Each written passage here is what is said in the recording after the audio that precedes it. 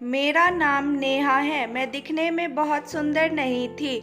मेरा वजन भी बहुत अधिक था और मेरे परिवार के सदस्य कहते थे कि पता नहीं कि कौन इससे शादी करेगा, ये किसकी दुल्हन बनेगी, कोई इससे शादी करेगा भी या नहीं।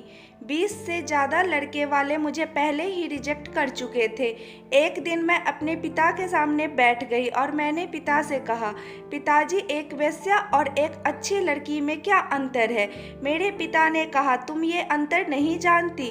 वेश्या तैयार होकर लोगों के सामने आती है, उनको अपनी सुंदरता की नुमाइश दिखाती है और जो उसको पसंद आता है उसके कदमों में बैठ जाती है, या जो उसे पसंद करता है वो उसे खरीद कर ले जाता है। मैंने एक पल के लिए सोचा और फिर अपने पिता से कहा कि मेरा मुजरा भी बंद करवा दो। मेरे पिता ने मुझे हैरान होकर देखा और बोले, तुम पागल हो गई हो, ये कैसी बेवकूफ़ी वाली बात कर रही हो।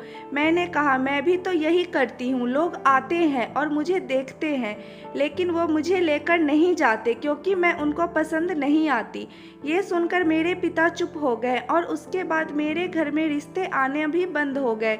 मेरे पिता ने कहा, हम अपनी लड़की किसी को नहीं दिखाएंगे, पहले हम लड़का देखेंगे और अगर हमें पसंद आएगा उसके बाद ही हम अपनी लड़की को दिखाएंगे।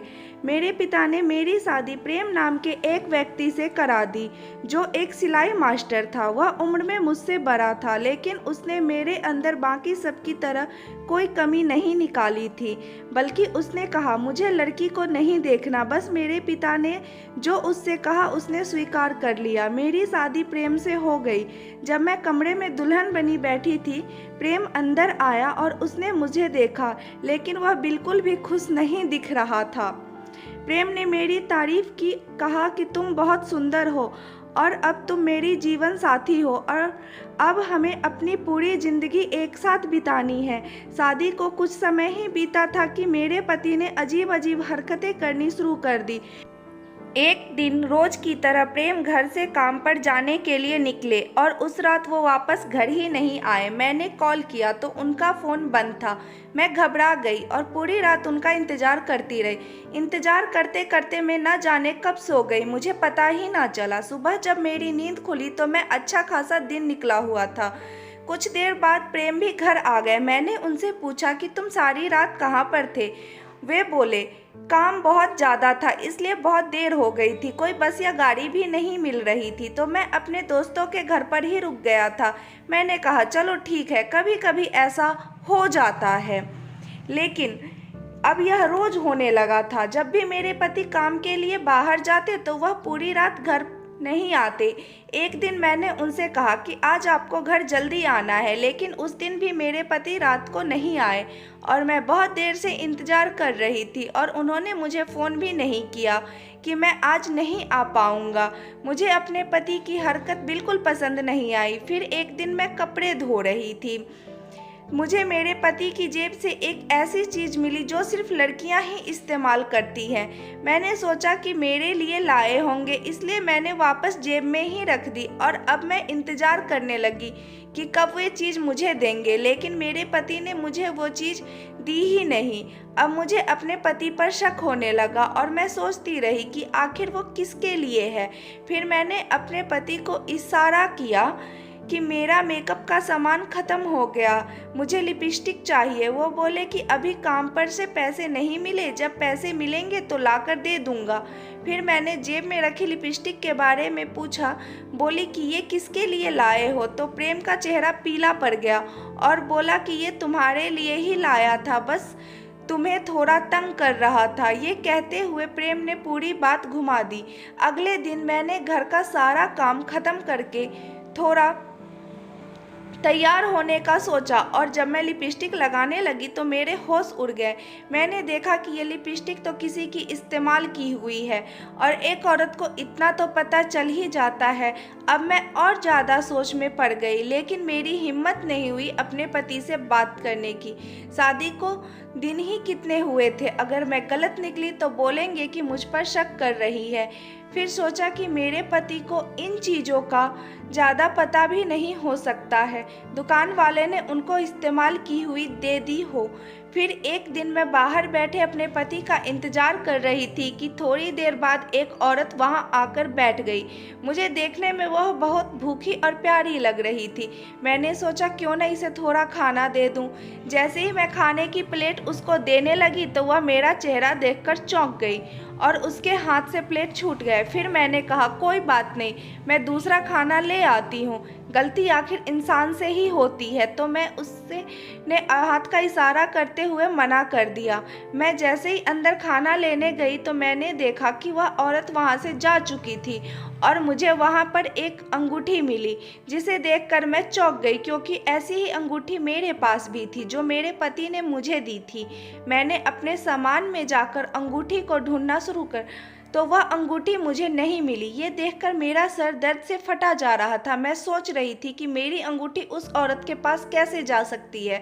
मेरा पति तो अब रोज रात को बाहर ही रहने लगे थे और अब मेरे पति को मेरे में भी कोई दिलचस्पी नहीं रही थी।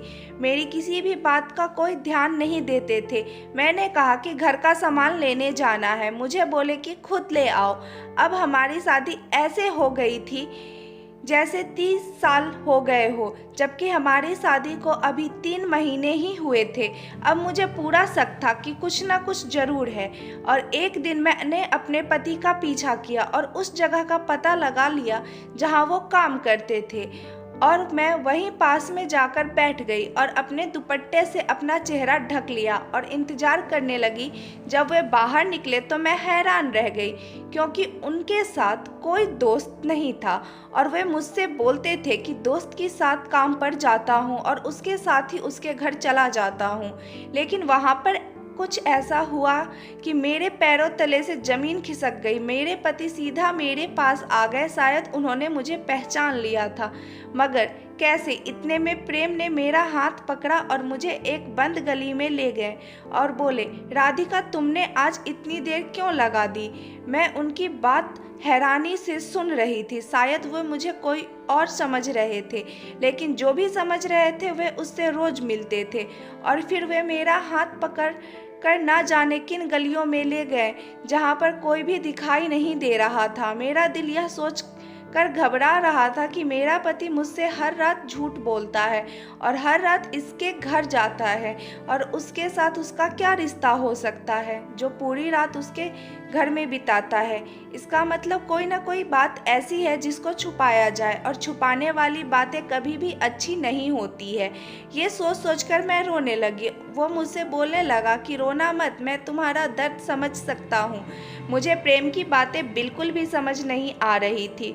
वह मुझे एक घर में ले आया, लेकिन जब उसने अपने सामने देखा तो उसने झटके से मेरा हाथ छोड़ दिया और बोला, राधिका, तुम यहाँ हो तो मेरे साथ ये कौन है? क्योंकि सामने राधिका खड़ी थी। जब मैंने उस घर को देखा तो वह बहुत खराब स्थिति में था। यहाँ बैठने के लिए कुछ भी नहीं था। 2 बच्चे भी आसपास खेल रहे थे। उनके कपड़े फटे हुए थे और यह वही औरत थी जो मेरे घर आई थी और मैंने उसे देखा। मैंने भी अपने चेहरे से दुपट्टा उतार दिया तो मेरा पति मुझे देखकर हैरान रह गए।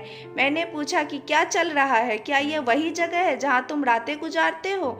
मैं कह ही रही थी कि मेरे पति का हाथ मुझे मारने के लिए उठ गया और फिर उसी लड़की ने मेरे पति का हाथ पकड़ लिया और कहा कि तुम उसे पूरा सच क्यों नहीं बताते? तो मेरे पति ने सर झुका लिया और वह एक तरफ चला गया। वह औरत मेरे पास आई और कहा, मुझे माफ़ कर दो। जैसा तुम सोच रही हो ऐसा कुछ भी नहीं है। दरअसल मेरे पिताजी आपके पति के बहुत पुराने उस्ताद हैं और अब उनकी हालत बहुत ख़राब हो गई है। मैं एक विधवा हूँ, मेरा इस दुनिया में कोई नहीं है। यह बच्चे मेरे ही हैं, लेकिन एक औरत अकेले मर्द की देखभाल नहीं कर सकती। पिताजी बहुत बीमार है, वह पूरी रात बहुत परेशान करते हैं। उन्हें किसी न किसी की ज़रूरत होती ही है। उन्हें टॉयलेट में ले जाना पड़ता है, जो मैं नहीं कर सकती। इसलिए तुम्हारे पति रोज़ रात को मेरे पिताजी के पास ही रहते हैं, उनकी मदद करते हैं और हमारे लिए खाने पीने की चीज़ भी लाते हैं। मैंने उस औरत को कहा कि मेरे पति की जेब में लिपस्टिक थी। उन्होंने कहा कि वो मेरी एक पुरानी लिपस्टिक थी, जो मेरी बेटी ने आपके पति के जेब में डाल दी थी। जब मैंने उसे अंगूठी दिखाई तो उसने कहा कि ये तुम्हारे पति ने ही मुझे दी थी। कहा था कि तुम्हारा भी दिल करता होगा ऐसी चीज़ पहनने का, लेकिन उस दिन जब मैं तुम्हारे घर के सामने आई तो वो वहीं गिर गई थी। तुम्हारे पति ने मुझे तुम्हारे फ़ोटो दिखाई थी, लेकिन तुम्हारे घर का मुझे पता नहीं था, इसलिए तुम्हें देखकर परेशान हो गई, क्योंकि तुम्हारे पति ने कहा था कि इस राज को हमेशा राज ही रखना। हम बहुत मुश्किल में हैं और सबने हमारा साथ छोड़ दिया। बस तुम्हारे पति ने हमारी मदद की। उन्होंने मुझे अपने पिता से भी मिलवाया। सच में उनकी हालत बहुत ख़राब थी।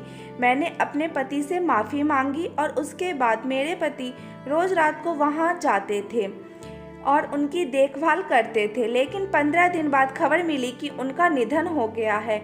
मैं राधिका के घर गई। वो बहुत रो रही थी और दोनों बच्चे उसके गले से लिपटे हुए थे। उसको इस हालात में देखकर मैंने फैसला किया कि मैं राधिका को अपने घर में अपने साथ ही रखूँगी। मैंने अपने पति से बात की तो उन्होंने भी हाँ कर दी। कुछ दिन बाद मैं राधिका को अपने घर ले आई और अब हम साथ साथ में रहते हैं। और कुछ दिन बाद मैं भी माँ बनने वाली हूँ, इसलिए डॉक्टर ने मुझे काम करने से मना किया है।